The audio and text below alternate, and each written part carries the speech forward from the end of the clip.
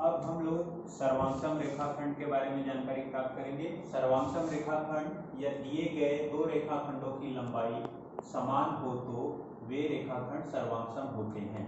जैसे यहाँ पर रेखाखंड PQ की लंबाई 6 सेंटीमीटर, रेखाखंड MN की लंबाई 6 centimetre, length of PQ equal to length of MN बराबर 6 सेंटीमीटर। मतलब रेखाखंड PQ की लंबाई बराबर है रेखाखंड MN की लंबाई और दोनों की लंबाई एक दूसरे के बराबर है, इसलिए वह लंबाई 6 सेंटीमीटर है। और इसलिए हम लिख सकते हैं रेख PQ सर्वांशम रेख MN। रेखाखंड की सर्वांशमता के गुणधर्म, रेखाखंड की सर्वांशमता के 3 गुणधर्म होते हैं। जैसे पहला परावर्तकता, दूसरा सममिति, तीसरा संक्रमकता। तो यहाँ पर जैसे परावर्तकता है, प्रत्येक रेखाखंड स्वयं के सर्वांशम होता है, खुद के सर्वांशम होता है। जैसे उदाहरण के लिए एक रेखाखंड का किसी कार्ड पेपर पर अगर तुम किसी के निश्चित लंबाई से रेखाखंड को काट लेते हो और कांच के सामने या मिरर के सामने, आईने के सामने अगर ले जाते हो तो इस तरह से दिखेगा, और उसको एकदम समीप में लेके जाओगे तो वह रेखाखंड दूसरे रेखाखंड को पूर्णतः ढक लेगा। तो इससे ये स्पष्ट होता है कि रेख AB सर्वांशम रेख AB, अर्थात प्रत्येक रेखाखंड खुद के सर्वांशम होता है। दूसरा गुणधर्म है सममिति। सममिति में जैसे दो रेखाखंड हैं समान लंबाई वाले, रेखाखंड AB की लंबाई 3 सेंटीमीटर, रेखाखंड CD की लंबाई 3 सेंटीमीटर। अब ये दोनों रेखाखंड एक दूसरे के सर्वांशम है, तो सममिति के कहने के अनुसार अगर AB सर्वांशम है CD के तो CD भी सर्वांशम होगा AB के। अब इसको हम समझ लेते हैं। जैसे सममिति अक्ष अगर हमने बनाया और यहाँ पर AB रेखाखंड AB 3 सेंटीमीटर का खींचा, अब प्रकार की सहायता से जो हमारा डिवाइडर होता है, इस रेखा से जितनी लंबाई पर बिंदु A है उतनी ही लंबाई पर नीचे बिंदु C ले लो।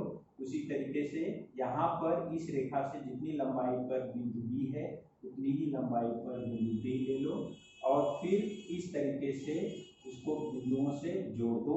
जोड़ने के बाद देखेंगे कि ये रेखाखंड की लंबाई CD और रेखाखंड AB की लंबाई दोनों समान मिलेगी। और चाहे वो एक निश्चित पेपर पर ड्रॉ करके या उसको अच्छी तरह से बनाकर उसको अगर हम मोड़ेंगे तो पूर्णतः ये दोनों रेखाखंड एक दूसरे को ढक लेंगे।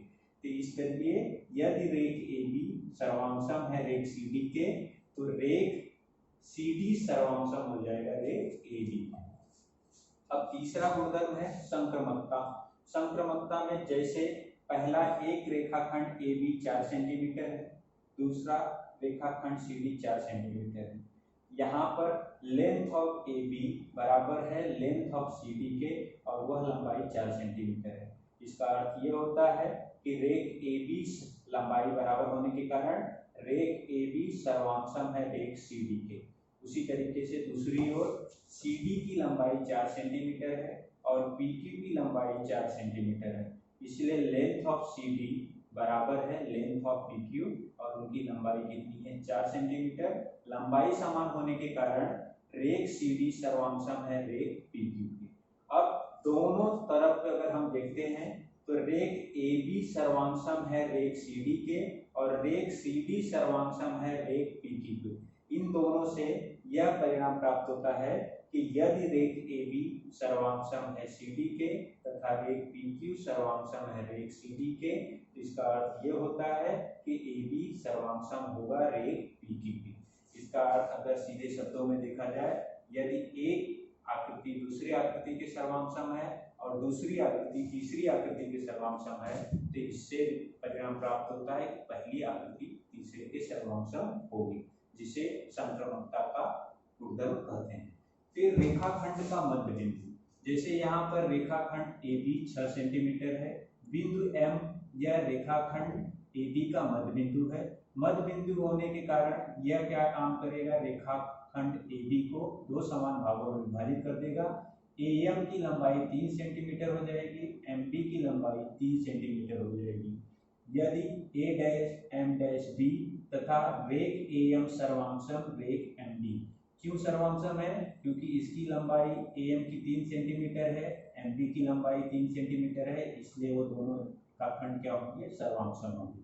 तो बिंदु M रेख AB का मध्य बिंदु होता है। इसका मतलब ये होता है कि यदि कोई बिंदु किसी रेखाखंड को दो समान भागों में विभाजित करता है तो वह रेखाखंड का मध्य बिंदु कहलाता है। प्रत्येक रेखाखंड का एक और केवल एक मध्य बिंदु होता है।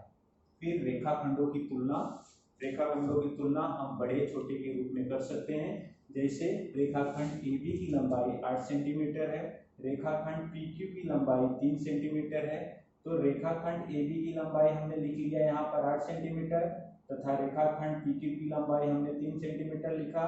अब रेखाखंड AB की लंबाई रेखाखंड PQ की लंबाई से अधिक है, इसलिए रेखाखंड AB बड़ा है रेखाखंड PQ से, और हम इस तरह से लिखेंगे रेख AB बड़ा है रेख PQ से। फिर आता है रेखाखंडों की किरणों की लंबता। रेखाखंडों की किरणों की लंबता में देखा जाए तो प्रत्येक रेखाखंड या प्रत्येक किरण परस्पर एक दूसरे पर लंब हो सकते हैं। रेखाखंड किरण पर लंब हो सकता है, रेखाखंड रेखाखंड पर लंब हो सकता है, रेखाखंड किरण के अलावा अन्य किसी दूसरी आकृति अगर देखा जाए तो उस पर अगर हम उसको एक दूसरे के समान बनाते हैं या एक दूसरे के बराबर बनाते हैं तो उस पर उसी प्रकार वह लंबता का गुणधर्म लागू होता है। यहाँ पर जैसे ये PQ है और यहाँ पर MN है, दो रेखाखंड दो किरण, एक रेखाखंड और एक किरण परस्पर एक दूसरे पर लंब हो सकते हैं। जैसे MN रेख PQ पर लंब है और रेख MN किरण PQ पर लंब है। हम इसको किरण PQ भी पढ़ सकते हैं आसानी से, और या तो किरण QP भी पढ़ सकते हैं।